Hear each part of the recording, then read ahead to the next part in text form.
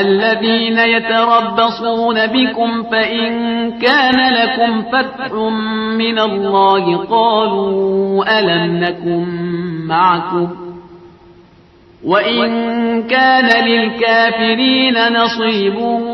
قالوا ألم نستحوذ عليكم ونمنعكم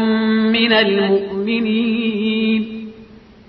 فالله يحكم بينكم يوم القيامة ولن يجعل الله للكافرين على المؤمنين سبيلا إن المنافقين يخادعون الله وهو خادعهم وإذا قاموا إلى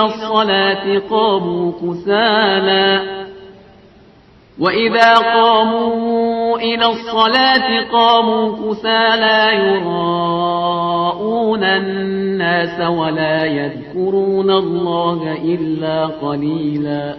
مذبذبين بين ذلك لا إله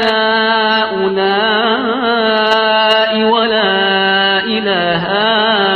هؤلاء ومن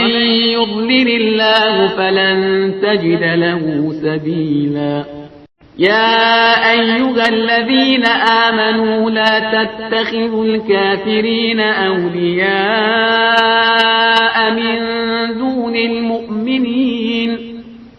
أتريدون أن تجعلوا لله عليكم سلطانا مبينا إن المنافقين في الدرك الأسفل من النار ولن تجد لهم نصيرا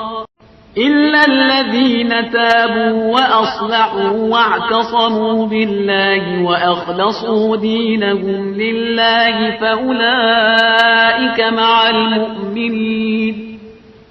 وسوف يؤتي الله المؤمنين أجرا عظيما ما يفعل الله بعذابكم إن شكرتم وآمنتم وكان الله شاكرا عليما